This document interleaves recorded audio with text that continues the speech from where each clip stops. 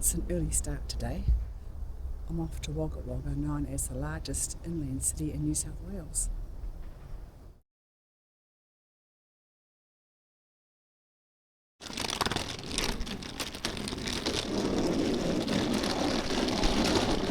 Sunshine Coast Airport is a small, quiet airport. I fly out of here wherever possible. I didn't bring any checked luggage today, so I can go straight through the departure. There is an outside area in this airport, which I enjoy. This is a good spot to have my breakfast.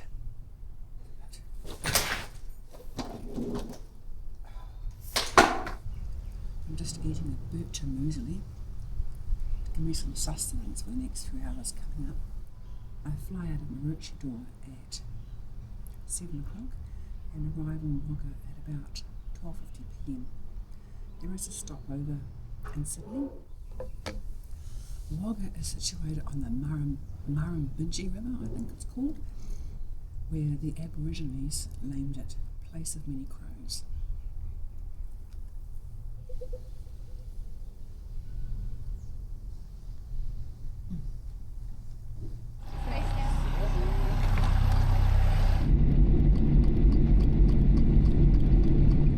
And we have liftoff. That small island down there is Murrumbidgee Island. The flight from Sunshine Coast Airport to Sydney is about an hour and 40 minutes. We are coming into Sydney now.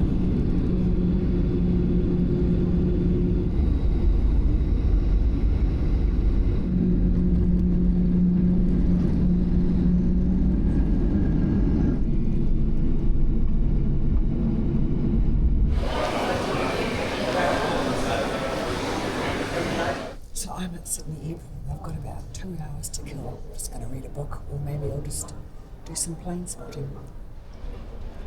Qantas Sydney Airport Hub, Terminal 3, is a hub for domestic flights and features a heritage collection.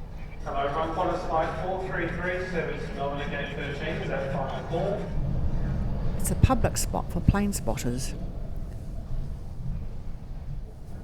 Have you noticed how many clothes I'm wearing? I'm prepared for Wagga Wagga. I think it's supposed to be about 0 degrees there overnight.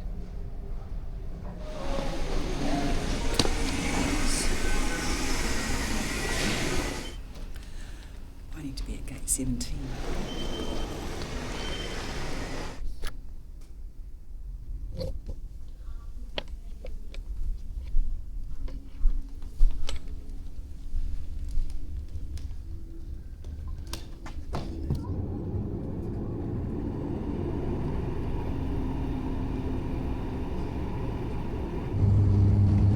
The flight from Sydney to Wagga Wagga is about an hour and 10 minutes.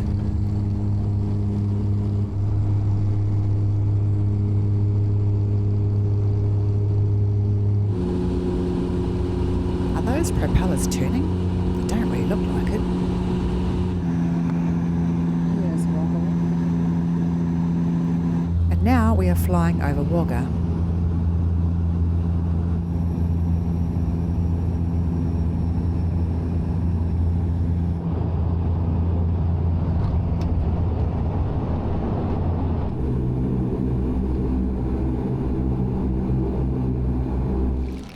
My friend Lindsay and her husband are picking me up in a green Jeep, so I'm sure that will be easy to find.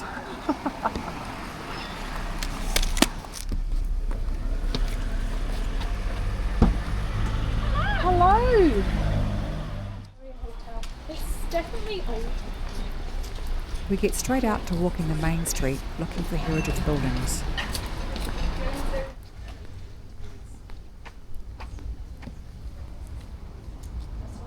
Mary and Huge. however you say that, Muge, derived from sketches made by Riverina sculptor Mary Perot.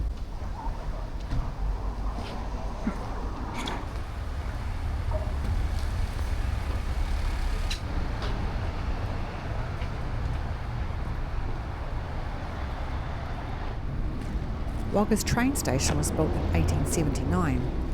Despite being opened and operational, the station has never had an official opening ceremony.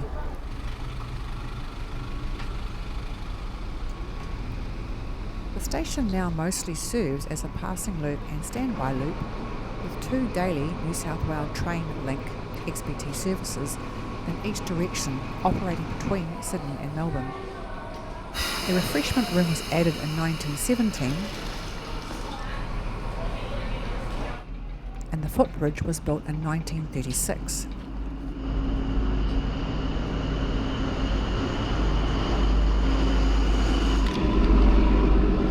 I'm at Wagga Wagga railway station, heritage railway building, built.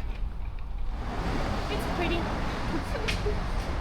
It's got those old balcony things, Union Club Hotel, that's what it is.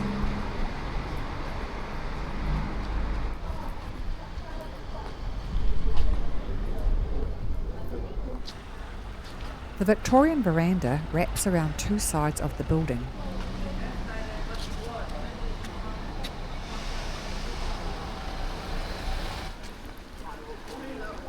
Here is some mural art. Morning light celebrates the local flora, fauna and landscape of Wagga Wagga. Paint and aerosol.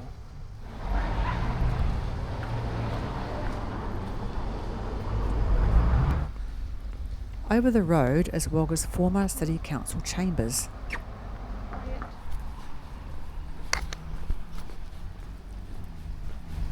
Oh, that's funny.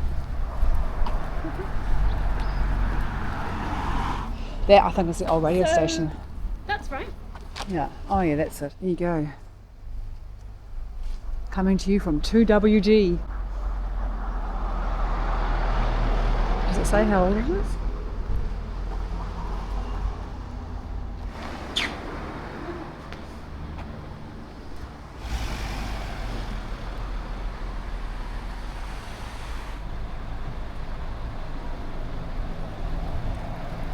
Wagga's courthouse.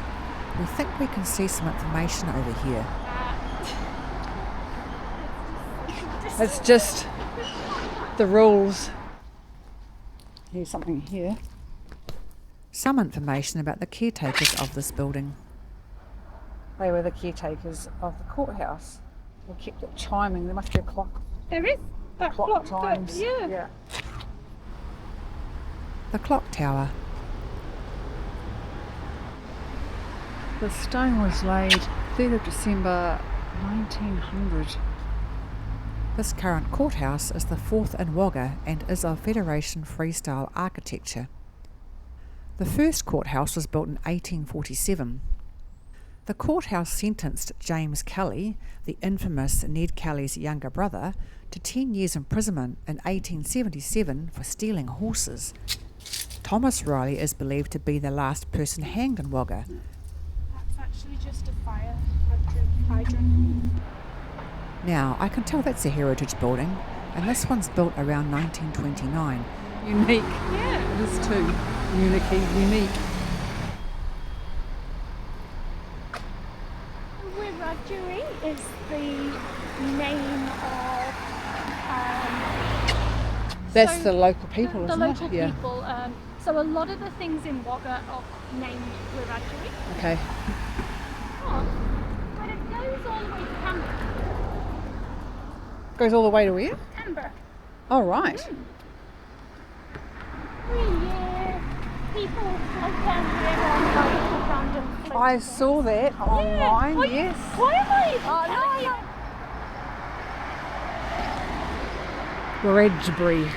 Wiradjuri Bridge.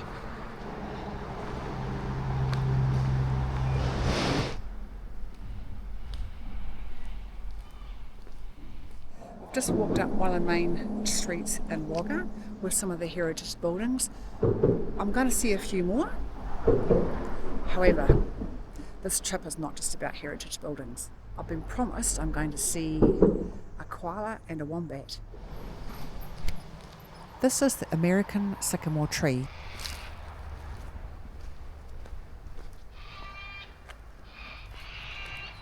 The fruit mature in small brown burr-like balls that hang from the branch. North Wagga has a heritage track. Now, I was meant to go alongside the road, so we'll go this way. Wilkes Park is named after Jack Wilkes, 1894 to 1996. Jack Wilkes was awarded an MBA in 1965 for his voluntary community service, including voluntary flood warning activities. I'm walking up on the other side of the Murrumbidgee, is that how you say it? River.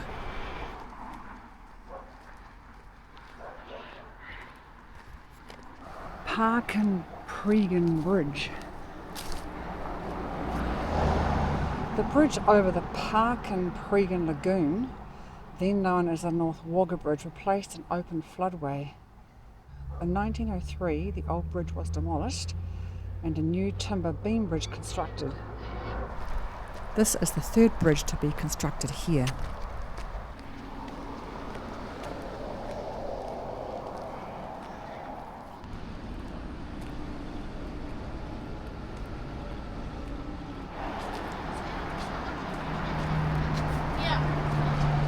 This store has been an integral part of the North Wagga community for many years.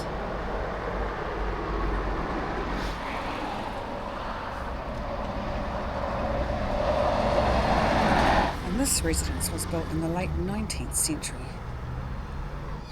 North Wagga Heritage Residence. This house is an example of a residence retaining its architectural form. The properties are not all that easy to view from the road, however there are signs explaining their relevance and heritage details. The first police station in North Wagga.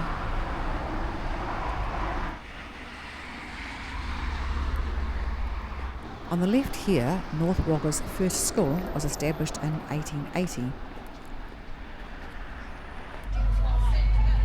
What's this one? James Hand's North Wagga Hotel, 1924.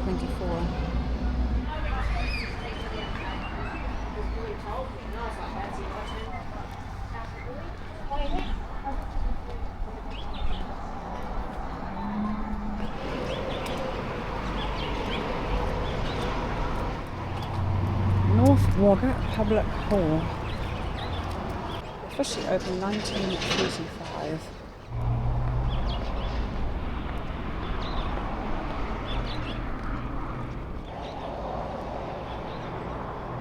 Now look at the character in that.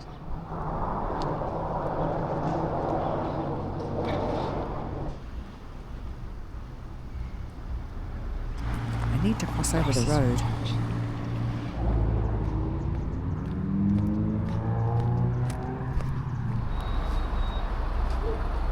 A hotel, a murder and a service station.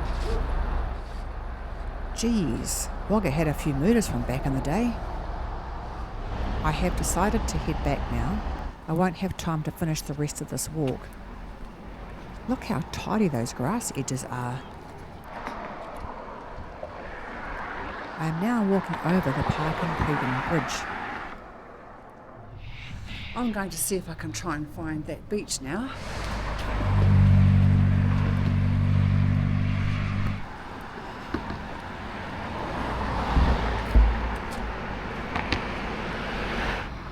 Wagga Wagga's flood marker, 1974.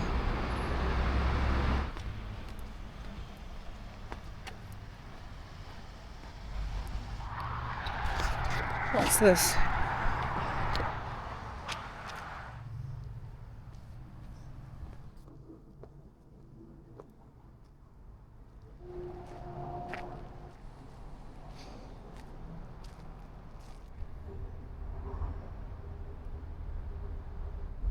$1895. What does that signify? Oh, there it is. Historic engineering marker, Hampton Bridge. Built in 1895 to a design by Percy Allen. This bridge was the first example of the long span.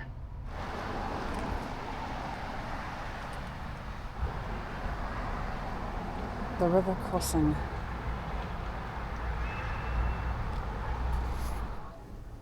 Crossing the Murrumbidgee River was not always a simple thing to do. Many small towns relied on private punts to ferry passengers, goods and stock across the river.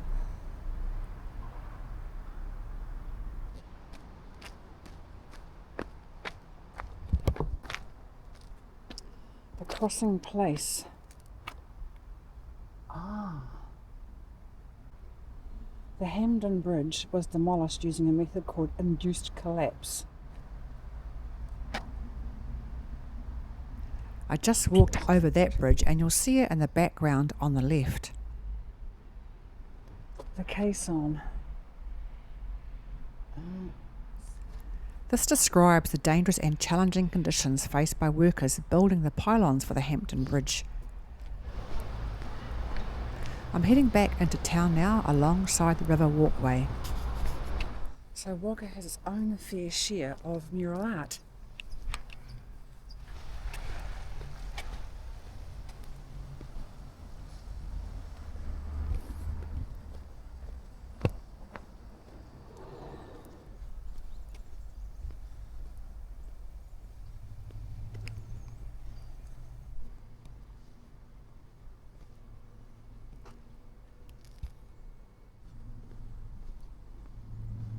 The lost lanes.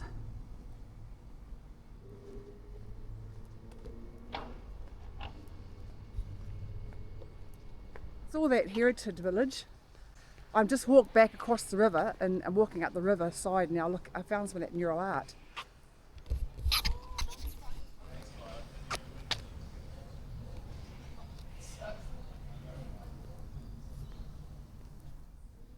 Meigs was commissioned by the council and consulted with the local Wiradjuri community.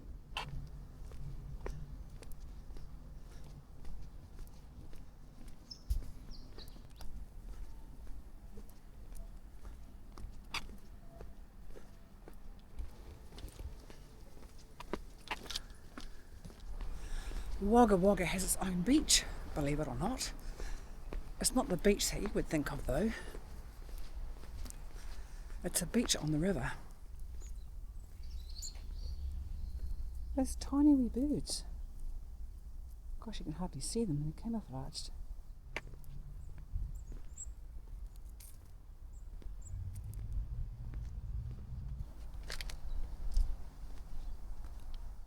Now there's a nice skyline shot. Shall I go that way? Or that way, this way.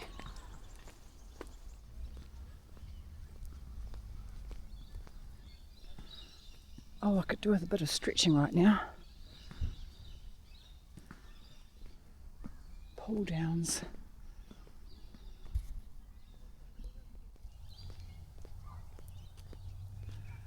The St. John's Anglican Church, built in 1885. It started in 1885 and was completed in 1925.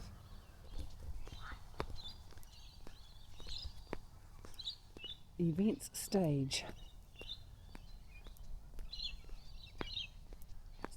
And these are cool. Crow sculptures.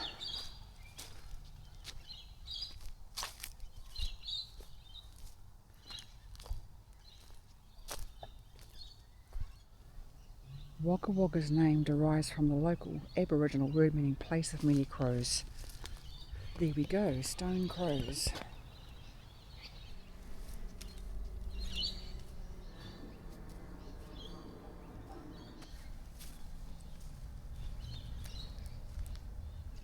Why are there hooks there? Oh, I wondered that.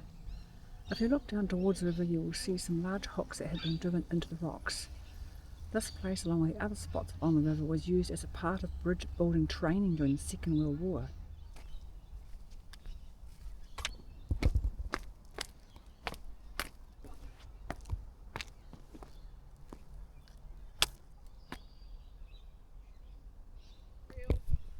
Well, there you go.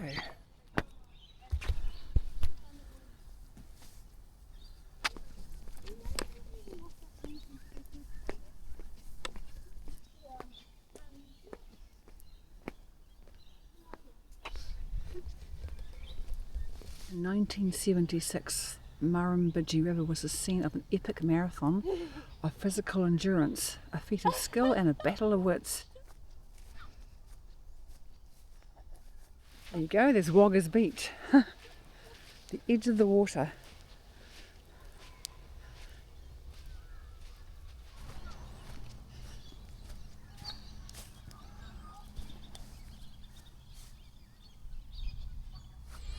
So this is Church Street. I wonder why. 1, 2, and in the distance there, 3 churches.